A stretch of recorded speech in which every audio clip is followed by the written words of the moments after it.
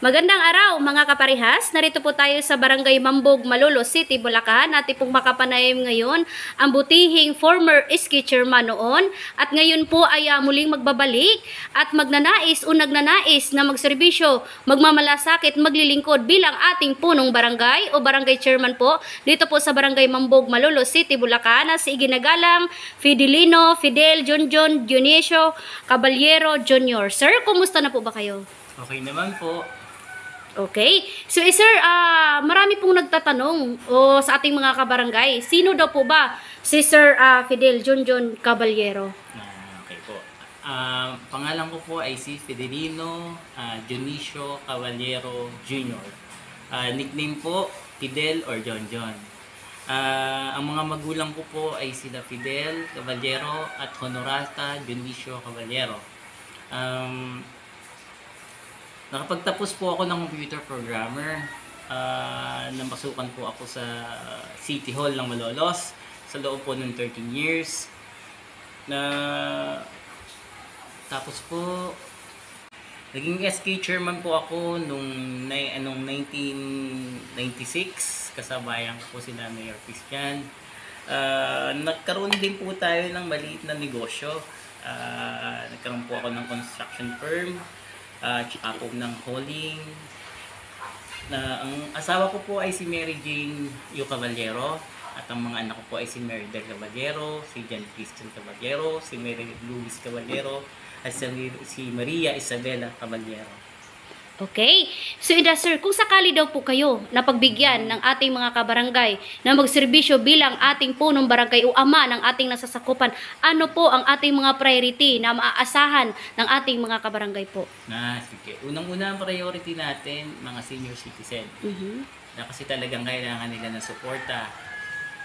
Pangalawa, dapat ang gawin natin, suportahan natin ng mga estudyante. Kasi nasa kanila ang susi ng tagumpay ng barangay. Kailangan natin silang suportahan sa mga pangangailangan nila. At pangatlo, at saka po yung mga nakita natin mga bagong building dyan, kung maaari po idadagdagan natin. Magpo-focus po tayo sa infra po para po makatulong din sa ating mga kabarangay. At ang balak ko po talaga, mag-produce tayo ng ambulansya. Dahil yung po talaga ang kailangan ng ating mga mamamayan dito. Kasi sa tingin ko po tayo na lang walang ambulansya dito sa buong Malolos. At saka po, unang-una ang isa pa ay yung basurahan, garbage truck. Kailangan po natin yon. At saka po lalagyan natin ng oras ang paglalabas ng basura para naman po hindi pangit tingnan. Na kung anong oras dadaan yung truck natin, tsaka lang kayo maglalabas ng basura. Tsaka ay dagdag na rin po natin yung livelihood program kasi po yun ang unang-unang makakatulong sa mga kabarangay natin na matulungan natin sila kung paano po umangat sa buhay. Ang livelihood program po, hindi po doon nagtatapos yun. Dapat pagka nagkaroon na sila ng mga certificate, nakapag-training na sila, nandiyan po ang barangay para tumulong sa kanila kung paano natin sila mahahanapan ng trabaho. Yun po kasi ang importante doon. Hindi po pag nabigyan natin sila ng certificate, that's it, yun na. Hindi po, dapat po tutulungan natin sila hanggang sa makita natin na napapaayos ang buhay nila. Okay. So, mensahe na lang po, sir, sa ating mga minamahal na kabarangay po. Ay, opo. Kami po, ang team po namin ay humingi sa inyo ng suporta na sana po mapagbigay nyo kami na makapaglingkod naman sa inyo. Kumbaga po sabi nga ng iba subukan natin sila. Baka po mas mapabuti pag po nasubukan nyo kami.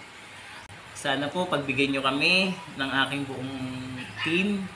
Buo po sila ni Konsehal Ariel Paraiso, ni Kagawad Michael Quinto, si Maria Teresa Andaka po, saka po si Ginoong Ferdinand Gatus, saka po si ex-kapitan Dauro Atienza, tsaka po si Christine May de Jesus, tsaka po si Mr. Damaso Rondan.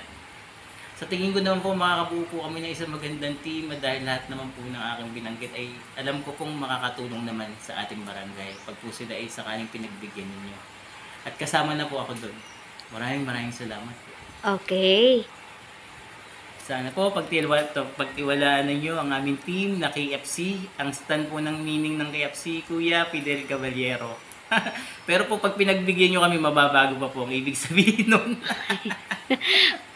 Okay, yan po ang mensahe ng ating butihing former ski chairman dito po sa Barangay Mambog, Malolos City, Bulacan. At ngayon po ay nagnanais o magnanais bilang ating ama ng ating nasasakupan. At ayon nga po sa aming survey na talagang wala pa sa larangan ng politika si Kuya Fidel Junjun ay talagang gumagawa at gagawa at tumutulong at sadyang matulungin sa kapwa. At kumbaga may pananampalataya at may Diyos sa puso. Kaya siya po ay talagang tunay na magsiservisyo at tunay na magmamalasakit ang handog para sa mga taga-barangay Mambog, Malolos City, Bulacan. Lay Castro po ng Parehas News. Ingat-ingat po kay sir and your family po. God bless us all.